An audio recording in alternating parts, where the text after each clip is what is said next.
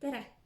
Mina olen Kristiina Treialt sihtasutusest Kiusamisvaba Kool ja praegu on teie ees teine mini-videoloeng kiusamise märkamise, ennetamise ja tõkestamise teemadel.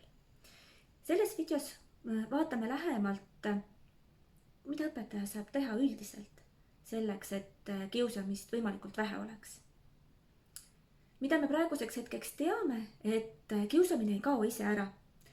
Kui me täiskasvanutena midagi ette ei võta ja loodame, et noored ja lapsed saavad ise asjad reguleeritud, nad saavad nende asjadega ise hakkama, siis uuringud näitavad, et sellest abi ei ole. Pigem saab siis kiusamine vohada. Mida me veel teame, on see, et kiusamise ennetamine, tõhus ennetamine tähendab järjepidevat ja süsteemset tööd, teadlikku tegutsemist, kindlate tegevuste, tõhusate tegevuste tegemist selleks, et võimalikult vähe saaks kiusamine juhtuda. See tähendab kõigis osapooltes, nii õpilastes, lapsevanemates kui ka õpetajates endis, vajalike teadmiste ja oskuste ja hoiakute kujundamist, mis ei pruugi iseenesest kaasa tulla ja mida ei pruugi ka õpetaja hariduses olla. Mis need parimad võtmed on, mida ma saan siinkohal praegu teile välja tuua, millele tasub tähelepanu pöörata? Esimene võti on klassis ja ka koolis laiemalt lugupidavate ja sallivate ja kiusamist mitte lubavate suhtlusnormide kujundamine. Kõlab hästi, aga mida see tegelikult tähendab? See tähendab seda, et me igapäevaselt oma eeskuju, oma metoodiliste valikute, oma enda reaktsioonide ja laste juhendamise kaudu püüame neile anda parimad oskused üksteisega suhtlemiseks, eneseväljenduseks, teistega lugupidavaks arvestamiseks. Et kuidas need asjad võiksid käia. Ja anname väga selgelt märku, et teise suhtes vaenulik, lugupidamatu või sallimatu käitumine ei ole aktsepteeritud. Et kuidas näitame ja seletamine, kuidas oleks vaja teha nii, et kõik meie klassis tunneksid ennast olulise ja väärtuslikuna. Lisaks sellele, et me anname lastele üldised head suhtlusoskused ja enesega toimetulekuoskused ja kujundame hooliva ja austava suhtluskultuuri, on tõhusaks kiusamise ärahoidmiseks uuringute järgi vajalikud ka kiusamise teema kohta käivad spetsiifilised teadmised ja oskused. Ehk siis näiteks, kui sul on kingapael lahti ja sa ei oska seda kokku siduda, siis ei piisa sellest, et sa oled õppinud ilusti paluma või et sa oskad väga ilusti kuulata, kuidas teine arutleb selle üle, et kas sul on ikka abi vaja, vaid et sul on vaja konkreetset teadmist ja oskust, kuidas seda kingapaela kinni siduda. Et samamoodi on siis ka kiusamisega, et nii õpetajatel kui lastel kui ka lapsevanematel on vaja teada täpsemalt, mis see kiusamine on, et nad oskaksid seda ära tunda ning millised on ootused minule, mida ma peaksin tegema, kui ma märkan kiusamist või sellega kuidagi kokku puutun ise. Ehk siis selliste konkreetsete kokkulepete tegemine ja ühise kiusamisest rääkimise harjumuse kujundamine, kas või näiteks ühise sõnavara loomise näol, et me arutame kas või omavahel läbi, et mis see on kiusamine, millal me ütleme asja kohta kiusamine ja mida me siis teeme.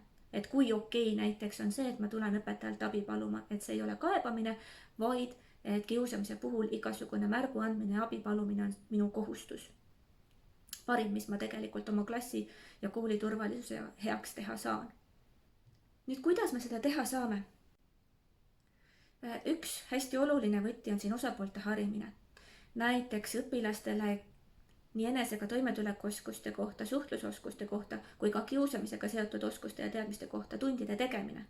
Parimad on sellised sekkumised ja plaanid, mis on kooli õppekavas sees olemas. Kas me kasutame selleks inimeseõpetuse ainevaldkonda või näiteks mõnda kiusuennetuse programmi, et kiusuennetuse programmid on selle koha pealt kindlasti tõhusamad. Aga meil on mingi süsteemne, hariv lähenemine vajalike teadmiste ja oskuste kujundamiseks. Need iseenesest ei pruugi kujuneda. Kool on julge ka harima näiteks lapsevanemaid ja täiendkoolitama oma personali, et saaks kätte need spetsiifilised teadmised ja oskused, mida on vaja tõhusaks kiusamise tõkestamiseks. Väga oluline on ka kiusamise vaba keskkonna kujundamine ja siin me mõtleme nii füüsilist keskkonda kui ka seda suhtlemist, sotsiaalset keskkonda, kultuurilist keskkonda. No füüsilise keskkonna puhul näiteks on võimalik igas koolimajas ära kaardistada füüsiliselt need ruumid, kus kipub seda kaaslastele meelega liiga tegemist kõige rohkem olema.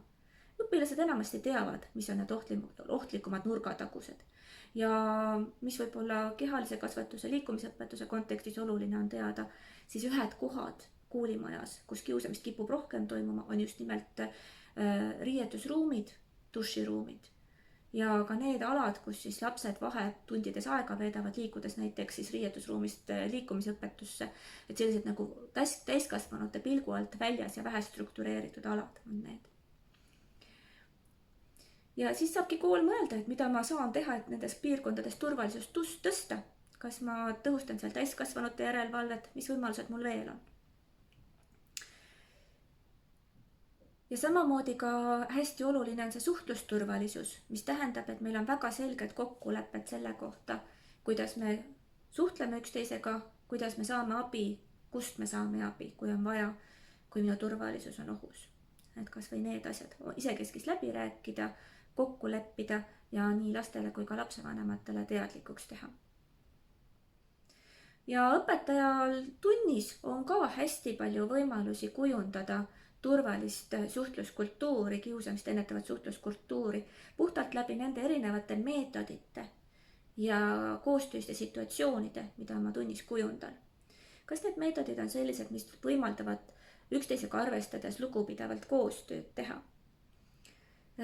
Kas need tegevused võimaldavad arvestada õpilase individuaalsete eripäradega? Või pigem on need tegevused disainitud niimoodi, et keegi jääb üsna sageli halba olukorda. Keegi oma eripärade tõttu veab meeskonda alt ja tekitab selle tõttu teiste hulgas pahameelt. Et need minu enda pedagoogilised valikud klassiruumis, minu õppemeetodite valikud on need, mille kaudu ma saan kas toetada kiusamisvabadust või riske suurendada. Ja kõige viimane võti kiusamise tõhusaks ennetamiseks on õpetaja isiklik eeskuju. Kuidas mina suhtlen erinevate inimestega? Kuidas mina väljendan lugupidamist, erinevustega arvestamist, sallivust erinevuste suhtes, sallivust võib-olla lapse nõrkuste suhtes? Ja kuidas mina reageerin siis, kui keegi teeb teisele liiga? Kui ma ikkagi tunnis kuulen, et teine kaasõpilane arvustab ühe lapse kehaehitust või tema suutlikkust liikuda, tema kohmakust. Kas ma naeran sellele kaasa, jätan selle tähelepanuta või tegelikult teen niimoodi, et ma ka tunnis käsitlen neid teemasid. Kas või õppeaasta esimeses tunnis räägin, et liikumisõpetus on selline aine, kus lastel on väga erinevad suutlikkused ja meie eesmärk ei ole mitte võrrelda üksteise suutlikkust, vaid õppida tundma rõõmu liikumisest. Õppima tundma erinevaid liikumise viise, et leida seda, mis on just minule sobilik ja aitab minul harrastada liikuvat eluviisi. Või ma kasutan õpetamismeetoditena irooniat, halvustavate märkuste tegemist. Et olen kohtunud õpetajaga, kes ütles, et mul on üks murelaps klassis, ta paneb mind ja klassi pidevalt proovile. Aga vaata, kui ma talle ikkagi selle märkuse irooniliselt niimoodi ütlen, siis see paneb tal suu lukku küll. Kuidas see mõjub? Kui seda teha üks kord, kui seda teha mitu korda, kõigi kaasõpilaste nähes. Mõtlemise koht.